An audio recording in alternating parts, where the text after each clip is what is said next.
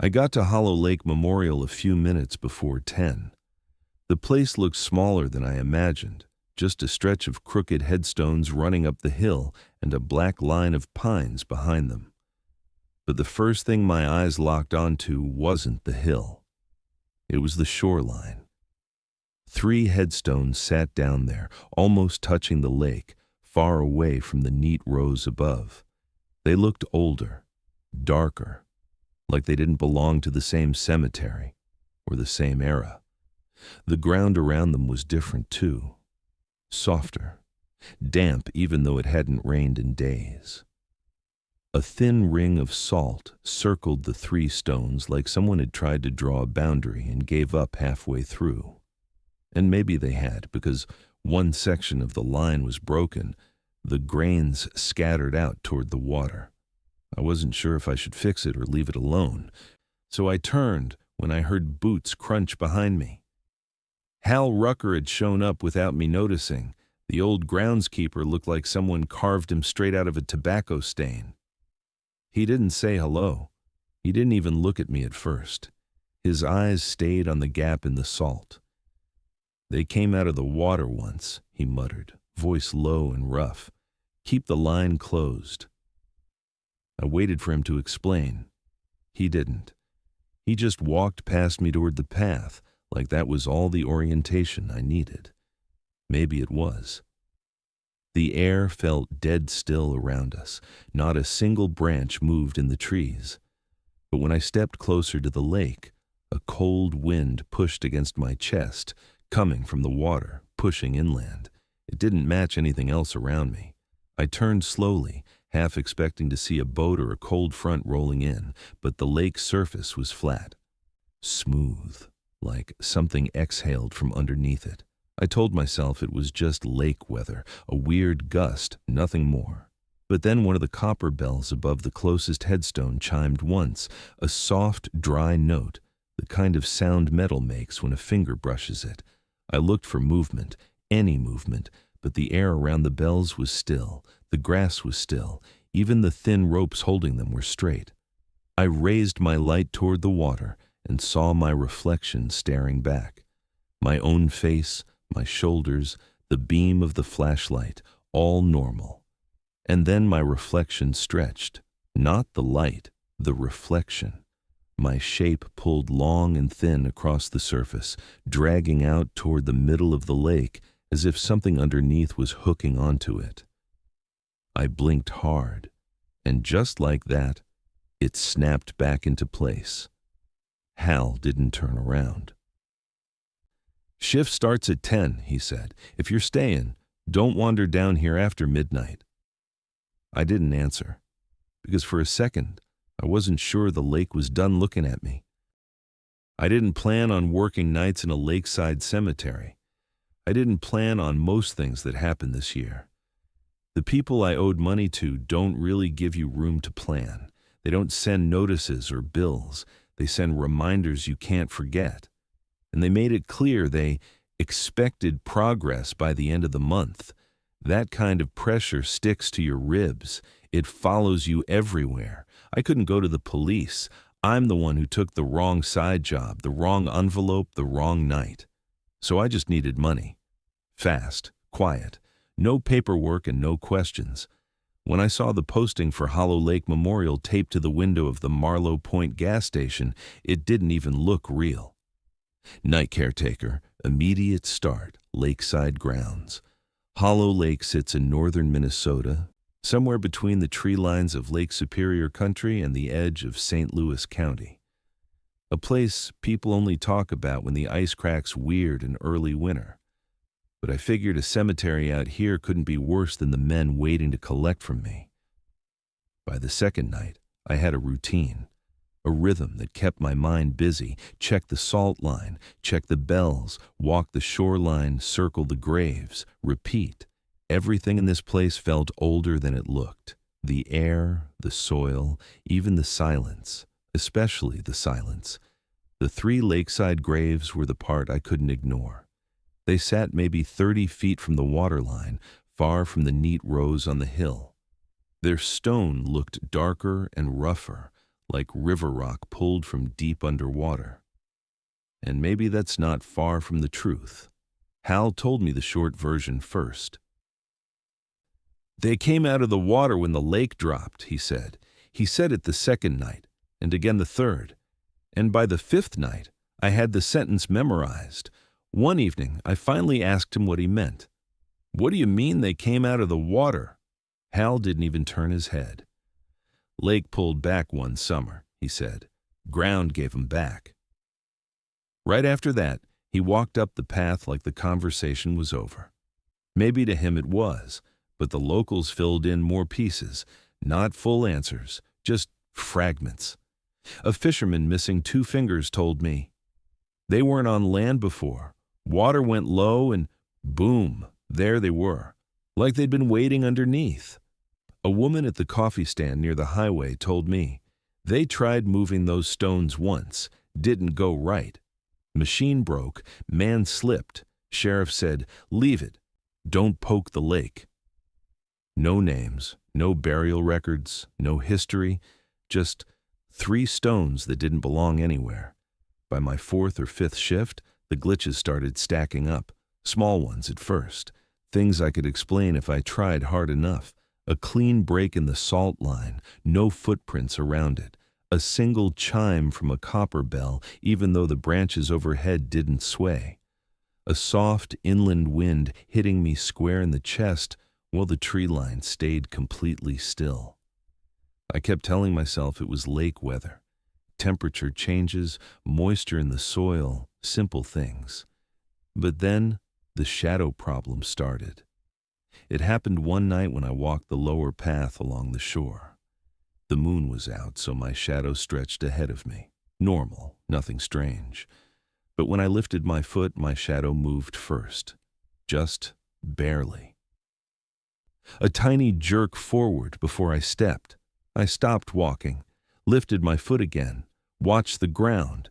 The next step looked normal, but something in my head wouldn't let it go. By the 7th night, it happened every time I got close to the lakeside graves. My shadow would lean, just a fraction, toward the stones before my body shifted, like it was reacting to something I couldn't see. I tried not to look at it, but not looking made it worse. You can feel when something's wrong, even when you're staring straight ahead. Around midnight, I found another break in the salt line. This one sat right across from the tallest gravestone. The gap was tight, maybe 6 inches, but the salt wasn't scattered. It wasn't kicked away. It looked pulled, drawn inward toward the base of the stone, like moisture had dragged it. I crouched down to fix it and checked the shoreline out of habit. The water was still, completely still, no ripples, no breeze, no reason for anything to move.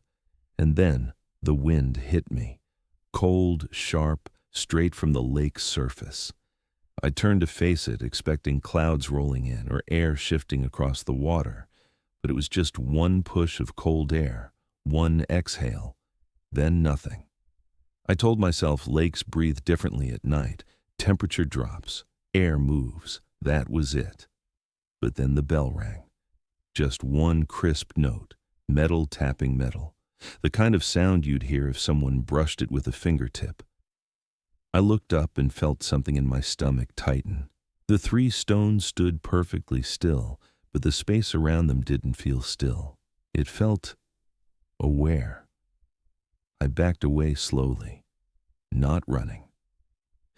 Just walking like someone who didn't want to disturb something sleeping. When I ran into Hal near the path, he didn't even ask what happened. He just said, "Keep the line closed." I nodded because I didn't trust my voice not to shake, and because I thought, stupidly, that if I followed the rules, the lake would leave me alone. I didn't know then the lake had already taken an interest, or that the graves were waiting for me to notice what else lived beneath them. The 8th night felt almost normal, cold, quiet, slow. I walked the grounds like I always did, circling the graves, checking the salt, watching the lake flatten out under the moon. For a few minutes, I actually believed things might settle. Maybe the strange stuff was just stress or bad timing. Maybe if I kept the line closed and followed Hal's rules, nothing worse would happen. That feeling lasted maybe 10 minutes. I heard voices long before I saw anyone. Not loud, not laughing. Just hushed, nervous whispers moving along the tree line. I clicked my flashlight higher and caught 3 shapes slipping between the pines. Thin jackets, backpacks, shoulders hunched like they were sneaking into a place they knew they shouldn't be. Teenagers. I swore under my breath. The one thing I didn't want tonight was company. I stepped off the path. "Hey, park's closed. You can't be in here." They froze for half a second, then drifted into the open. 2 girls, 1 boy, all too young to be here. The boy spoke first. "We're not doing anything, man. Just passing through. Passing through a cemetery at midnight." He shrugged. "We're not hurting anything." The quieter girl lifted her phone toward the water. "We're looking for it." "Looking for what?" "The green shimmer," the boy said. "Light on the lake. People online talk about it." I stared at them, trying to decide if this was TikTok-level stupidity or something worse. What shimmer? The other girl, the one with long black hair, stepped closer to the shore, eyes locked on the lake behind me. "It's real. I saw it last week." Her voice didn't sound excited. It sounded pulled, like something was tugging her thoughts toward the water. I stepped in her path. "All right, you need to go, now. This place isn't safe at night." She didn't move. Her eyes stayed on the water, wide and glassy. Later, I'd learn her name was Mia. Right now, she just looked like someone half asleep with her eyes open. "Mia, come on," the boy said, grabbing her sleeve. She didn't react. They drifted closer to the lakeside graves, the 3 stones that didn't belong to anything or anyone here. That's when the wind shifted. A cold push straight from the lake hit all of us. The trees behind didn't move. The branches didn't twitch. Only the air between the graves and the shoreline pulsed like something had just exhaled. The boy frowned. "Wasn't windy a second ago." A bell rang. 1 clean metallic tap. Nothing more. All 3 teens flinched. I felt my stomach drop. The salt line around the tallest grave glimmered under my light, and right in front of me, a section of it dissolved, like moisture pulled it into the soil. No footprints, no disturbance, just gone. Mia stepped forward. "It's calling again," she whispered. She said it like someone remembering a dream, not a thought, a memory. I blocked her with my arm. "Hey, stop. You need to listen to me. You need to step back." Nothing. She didn't hear me. Her shadow stretched across the ground, long and thin, pointing toward the lake, but my flashlight was on her left. Her shadow should have been to the right. I swung the beam around to check for another source. Nothing. Just Mia's shadow pulling toward the water like it wanted to break off and go ahead of her. "Back up," I said softly. "Please." My radio crackled once, then died. No static, no signal. Just empty silence. The boy stepped closer. "Mia, come on, seriously." I didn't answer because the bells rang again. 2 this time, slow, deliberate. The wind pulsed again, not weather, not random. Lily, the smallest girl, grabbed her friend's wrist. "We shouldn't be here." No one argued. I placed my hands on Mia's shoulders. "We're leaving, all of us, right now." She blinked slowly, like waking up from a dream. "What?" "You were walking toward the lake," I said. "You weren't listening." "I wasn't," she whispered. "I was just listening." "To what?" She looked confused, like she wasn't sure. I moved all of them back toward the path. The second we stepped past the upper ridge, the wind stopped. The bells stilled. The lake went flat again. At the trail, I pointed toward the gate. "You need to leave. Don't come back here at night." The boy nodded fast. "Yeah, We're done. We're gone. Lily muttered. I told you this was stupid. But Mia, she turned toward the lake again, squinting like she was trying to see something in the dark. Don't look at the lake, I snapped. She looked away immediately. Okay. Sorry. Their lights bobbed through the trees until darkness swallowed them. I didn't relax. The shoreline felt too still, too aware. I headed back to the lakeside graves, hoping the salt would somehow look normal again. But the dissolved patch remained, dark, damp, fresh, like something pressed its weight from below. The lake didn't look right either. The moon's reflection warped, bending downward like the water wasn't flat but funneling into something deeper. That's when the pattern finally locked in my head. Bell, wind, salt. Shadow, light. It wasn't random, it wasn't weather, it wasn't teenagers imagining things. It was a sequence, a rhythm. Something was pushing upward from beneath the lake, and the graves, those stones pulled from underwater, were reacting first. I should have called someone, sheriff's office, rangers, anybody. But my radio was dead. My phone had 1 bar and barely loaded anything, and even if it did, what would I say? Hey, the lake is paying attention to people. No, this was on me. This was mine to understand, mine to survive.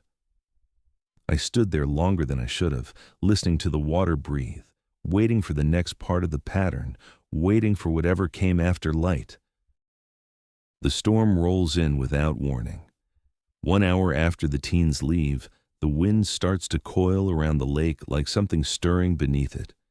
The air gets heavy and wet, smelling like cold metal. I hear the first crack of distant thunder, but the sky above Hollow Lake doesn't flash. It stays dark, too dark. By the time I reach the lakeside graves, the salt line is already breaking in 3 places, not scattered, not stepped on, just soaked, dissolving into the soil as if the ground itself is sweating it out. I kneel fast and pour a fresh line, my flashlight tucked under my arm. The lake moves even though the wind shouldn't reach it. Ripples spread outward from the center like something touched the surface from below.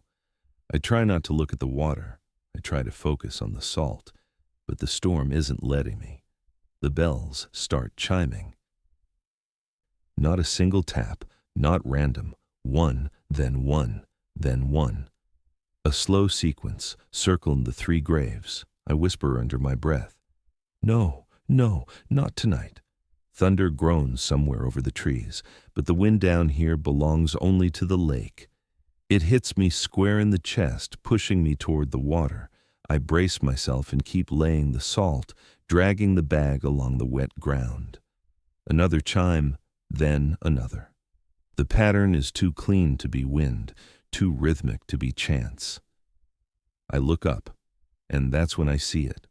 A tall figure stands on the surface of Hollow Lake, just a silhouette, no face, no edges, no color, like a shadow cast upward instead of down. A shape with no substance, as if the lake carved a hole in the world and filled it with darkness. My throat goes dry. I back up instinctively. But the salt line needs to be closed, or this whole place is done. I force myself to crouch again, to pour faster, to keep the circle intact. My hands shake so badly the grains spill over my boots. The figure doesn't move. It doesn't walk or shift weight. It just exists where nothing should. The storm breaks harder. The wind jerks the tall grass sideways. Bells clang in chaotic patterns now. The air tastes like ice. I clamp the salt bag shut and sprint toward the cabin to grab another. When I reach the door, it slams shut hard enough to rattle the frame. I grab the handle and pull. Nothing. I yank harder. Nothing. Come on, I whisper. Come on. The wind shifts again, and the air behind me goes cold in a way that isn't weather. I don't have time to fight the door. The salt line is breaking in more places. I can hear the bells behind me, chiming out of order, panicked, screaming in metal. I run back toward the graves. The figure on the lake is closer now, still standing, still wrong. I reach the first break and kneel, heart pounding so loud I'm afraid it'll echo. I'm pouring the salt when my shadow stretches toward the lake, long and thin like taffy pulled at both ends. And then it splits. Not fully, not cleanly. Just enough that I see a second angle, a second silhouette peeling off like something underneath the ground is tugging on it. I drop the bag. No, no, no. My shadow twitches and snaps back like it wasn't ready, like it needs me to move closer to the water before it tries again. The bells stop ringing, all at once. The sudden silence is worse than the storm. For a heartbeat, everything feels paused. The wind dies, the grass stills. Even the rain holds its breath mid-air. And then the main gate bell tolls, a deep, heavy clang that vibrates through the entire cemetery. I freeze. That bell rings only for two reasons, lightning or intrusion. There's no lightning. I shine my flashlight toward the gate, half expecting more trespassing kids, but instead, I see a man stumbling inside the cemetery, one hand pressed against his ribs. A sheriff's deputy, uniform half soaked, blood on his sleeve. He collapses against the fence and looks up at me, eyes wide and terrified. "I saw someone under the water," he gasps. I run to him. "You need a doctor." "No." His hand clamps my arm. Listen to me. It was standing under the water, looking up at the surface, watching the shoreline. My chest tightens. He saw it. Whatever it is, he saw it. Another crash of thunder shakes the ground, but the sky still doesn't flash. The lake does. A soft green glow pulses beneath the surface like something breathing against the bottom of the world. The deputy, Jonah, according to his name patch, tries to push himself to his feet. "We have to leave, right now." "I can't," I say. The line, before I finish, the lake erupts. Not physically, there's no splash, no wave, but the silhouette on the water jerks forward, as if the whole mass of it just slid across the surface without moving its legs. Jonah grips my jacket. "What the hell's that?" "I don't know." The air thickens, the wind turns, the bells scream, and then something crawls inland, not a person, not an animal, a shape, flat liquid black, oozing across the ground like spilled ink learning to stand. It slides over the grass without bending a blade, moves without sound, a living shadow that shouldn't exist. It heads straight for the break in the salt line. "Back!" I shout. Jonah staggers behind me, holding his side.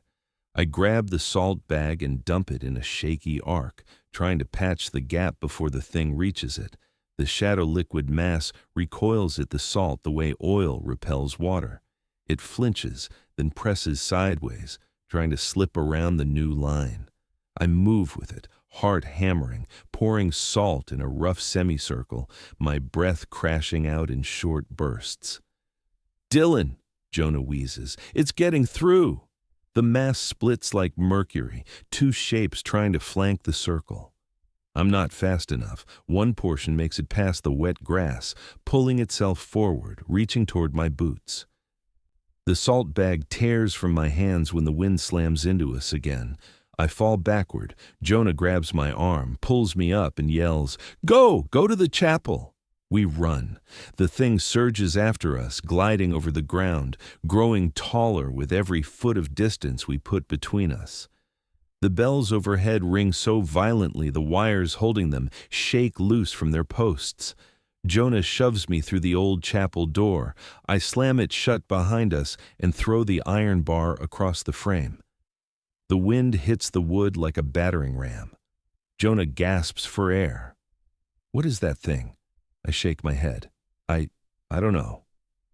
Outside, something scrapes across the chapel's stone foundation, a dragging sound, slow, testing. The stained glass window beside Jonah catches a faint movement, black, tall, formless, sliding past the colored glass. We hold our breath. Another scrape. Then another. Then silence. Jonah grips his radio. "Dispatch, this is Hale. Do you copy? I need—" His radio hisses once, then goes dead, just like mine. Rain starts hammering the roof. Thunder booms without lightning. The lake groans like it's being dragged across the bedrock. I move to the far wall and blow out the lantern so nothing casts a shadow. Jonah looks at me like he wants to ask why. I shake my head again. "Don't let anything behind you move on its own." He swallows hard. Outside the chapel, something shifts. A wet sound, like feet dragging through mud, but it's not footsteps. It's lighter, smoother, like a shadow trying to remember the shape of legs. Jonah whispers, "Dylan, what do we do?" I listen. The bells are quiet. The wind has stopped. The world feels hollow, and I realize we didn't outrun it. It just went still, waiting. "We stay here," I whisper, "until the storm stops." Jonah's breathing slows. And then? I don't answer, because I'm not sure the storm is the thing we need to wait out. I'm not sure the night ends anymore. The storm doesn't stop. It slows, then starts again, like something breathing above the chapel roof. Jonah and I sit on the cold floor with our backs against opposite walls, lantern blown out, both of us watching our own shadows. Mine is steady now, but I don't trust it, not after what happened outside. Jonah holds pressure on the cut along his ribs. I can't tell how deep it is, but the blood's dark and sticky, and he winces every time the wind hits the door. After a long silence, he says, "This isn't the first time something's wrong with Hollow Lake." I wait. He swallows. 3 drownings, all unsolved, decades apart. Locals don't talk about them, but Sheriff's Archive still has the files. Victims all found in the same spot, same depth, same posture. "Posture?" I ask. "Like they were standing under the water," he whispers. The chapel creaks. The storm presses down on the roof. Something shifts outside again, just one soft scrape, like a fingertip across stone. Jonah breathes shallowly. 2 of the victims weren't locals. They were just passing through. No reason to swim. No reason to be out on the lake at night. And the 3rd? He rubs his jaw. "Was a groundskeeper." My stomach knots. "Here?" "Yeah." He looks at the boarded window. From what the report said, he walked straight into the water, didn't fight, didn't scream, just followed the glow. The glow, the green shimmer the teens were chasing, the pulse I saw under the surface earlier. Something in my chest tightens with recognition, not understanding, just the shape of a truth forming. Jonah exhales shakily. It's like the lake picks someone, and when it does, they don't come back right. The storm eases for a moment, just long enough for me to hear gravel shifting outside the chapel. Not footsteps, something smoother, something learning how to move. I don't speak, I don't breathe, and then, through the quiet, I hear another voice, a familiar one. "Dylan." I jolt. Someone's outside, not Jonah, not Hal. It's Mr. Wren. He lives in a small cabin up the road, maybe half a mile from the cemetery. Retired, alone, always watching the shoreline like it owes him an explanation. I don't know how he got here through the storm or why he's out this late, but his voice is unmistakable. Low, shaky, worn out by cigarettes and years. "Open the door, son." Jonah moves like he wants to stand, but pain stops him cold. I inch toward the slit in the chapel wall and peek through. Mr. Wren stands under the eave with his coat pulled tight, rain dripping off his hat brim. He's alone. The thing from the lake isn't beside him, unless it's hiding behind something I can't see. I lift the bar and crack the door open a few inches. Mr. Wren steps inside fast, almost desperate, and shoves the door shut behind him. He's soaked to the bone, glasses fogged, breathing hard. He points a trembling finger at both of us. "You keep those bells up," he says. "You hear me? The bells don't warn the dead. They warn us." I stare at him. Warn us from what? He shakes his head slowly. Something that shouldn't have come back. The chapel feels even smaller now, even darker. I feel Jonah watching me, waiting for me to say something, but I don't know what to say. I don't even know what questions matter anymore. "What do you know about the graves?" I ask. Wren's eyes narrow. 3 stones weren't here before the drought. Lake pulled back one summer, gave up what was hiding underneath, and nobody moved them. "Boy," he says, "if the lake gives something back, you let it stay." His hand shakes as he wipes his glasses. "Them stones ain't graves. That's where it tried to stand up." My skin goes cold. Stand up? Ain't about bodies, ain't about death. He points toward the floor. It's about depth. I think of the reflection bending, the shadow stretching, the bells ringing in order, the salt dissolving without a footprint, the green light pulsing from below, the figure standing on water like it had weight but no body. Pieces click together, not fully, not even halfway, but enough to draw the outline of something terrible. "The light on the lake," I say softly. "It isn't reflection." Wren nods once. "Nothing that deep reflects." "It's trying to come up," Jonah whispers. "No," Wren says. "It already did. Those stones are the proof." Everything inside me pulls tight. The 3 stones, the 3 dissolving salt lines, the 3 distorted shadows. "Anchors," I whisper. Wren meets my eyes. He doesn't confirm, but he doesn't deny. The storm outside climbs again, wind rattling the chapel like hands shaking a cage. My shadow twitches for half a second, just a tiny pull, and I take a step back instinctively. Jonah notices. "It's doing it again.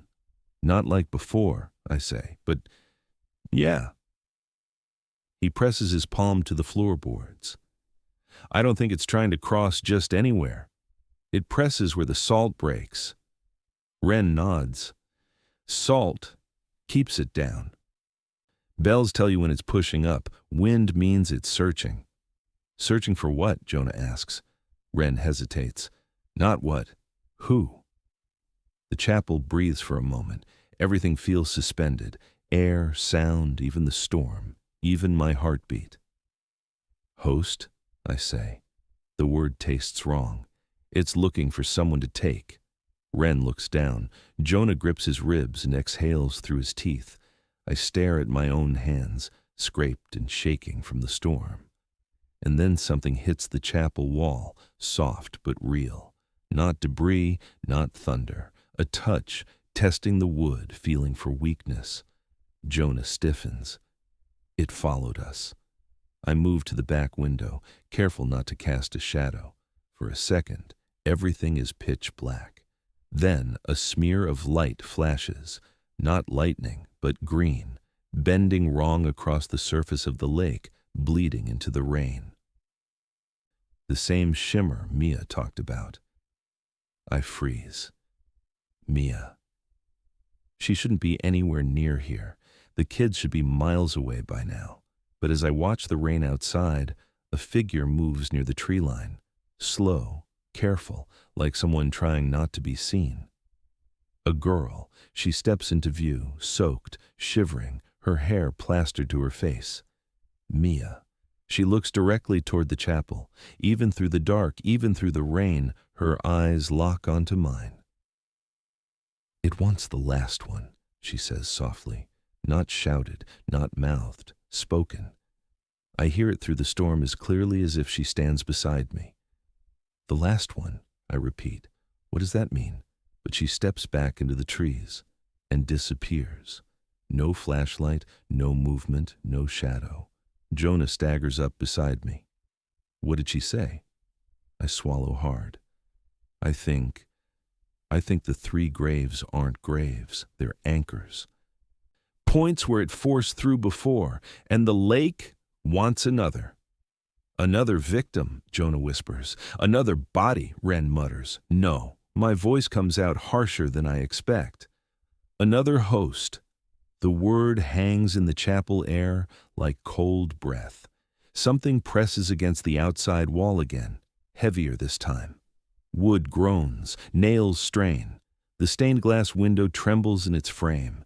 The bells outside begin ringing one by one, slow, uneven, like something bumping them with the back of a hand. Jonah's face twists in panic. We need to run. Wren grips my shoulder. Don't. Running makes it follow faster. Another bell rings. Another pulse of inland wind pushes under the chapel door. Another flicker of green bends through the rain outside the window. I close my eyes for 1 second. I don't have money. I don't have safety. I don't have anyone who'd come looking for me. But if I run, if I leave this place, someone else will walk into the same nightmare. Someone else will watch their shadow twist. Someone else will hear the bells and think it's just the storm. I can't let the lake choose the next person. Not Mia, not Jonah, not anyone passing by. I inhale slowly. I'm going to face it, I say. Both of them look at me like I've lost my mind. Jonah whispers, "Why?" I don't tell him the whole truth. I don't tell him about the debt eating me alive or the men waiting for me to fail, or how a cemetery job felt like the only way left to survive. I just say the part that matters, because if I don't, someone else goes under. Wren shakes his head slowly, like he already knows what my choice means. Boy, it ain't something you can fight. Maybe not, I say, but I'm not letting it pick someone else. The wind outside stops. The bells go silent. The rain pauses mid-impact. The lake breathes in. And I feel it, the shift in pressure, the pull in my shadow, the subtle tilt in the air, as something rises toward the surface, waiting for me, preparing. The night doesn't feel like night anymore. It feels like a door, and I'm standing right in the frame. I survived the night, but it doesn't feel like surviving. Morning doesn't fix anything. Sunlight just makes the lake look calmer, quieter, as if nothing ever pushed upward from beneath it. Jonah gets taken to the clinic. Wren disappears before dawn. And I'm left standing in the wet grass with the taste of metal in my mouth and a ringing in my ears that won't go away. The sheriff's office closes the cemetery until further notice. They don't ask me for a statement. They don't ask me anything. Maybe they already know not to. I go back to my apartment in Marlowe Point, thinking distance might help, thinking the lake wouldn't follow this far inland. But on the first night, when I turn on the bathroom light, my shadow lags behind by half a second. Just a flicker, just enough to make my chest seize. I stand still for a long time, waiting to see if it'll move on its own. It doesn't. Not that night. On the second night, it points toward the kitchen sink even though the overhead bulb casts it to the right. I shut the light off fast and stand in the dark, listening to my pulse pound against my ribs. I try to sleep, but I brought something home without thinking. A copper bell. I didn't mean to. It was in my jacket pocket after the storm. Maybe I grabbed it while fixing the line. Maybe the wind knocked it loose and it fell near me. I don't remember picking it up, but it's here now, sitting on my dresser. At 3:07 a.m., it rings, just once. A soft, dry chime that slides straight down my spine. I sit up in bed frozen, staring at it in the dark. Nothing moves, no air, no draft. The windows are shut. The bell rings again the next night, same time, same quiet tap. And on the third night, there are wet footprints in the hallway outside my apartment door, not muddy, not messy, just damp outlines on the wood. human-shaped, facing inward, toward me. I press my ear to the door. I don't hear footsteps. I don't hear breathing.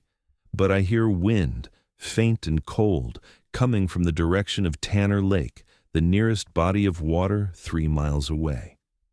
There's no reason I should hear it, not with the windows sealed, not from that far. A week passes. My shadow twitches sometimes when I walk past mirrors. The bell rings on nights I don't sleep. When I wash my hands, the drain gurgles like something is pulling air downward. I don't go back to Hollow Lake. I don't go near water if I can help it. But sometimes the pull hits me when I'm not expecting it, while brushing my teeth, while taking out the trash, while lying in bed trying to pretend I'm still myself. A slow tug under my ribs, a pressure in the air, a feeling like a hand resting on my shoulder, waiting for me to turn around. I keep every light on in the apartment now. It doesn't help. The bell on my dresser hasn't stopped ringing the last 3 nights, always once, always at the exact same second. There were 3 bells at Hollow Lake, 3 stones, 3 anchors. But here, in this quiet apartment, I think something new is forming, something that wasn't part of the rules before. There's been a 4th bell ringing lately, and I think it's ringing for me.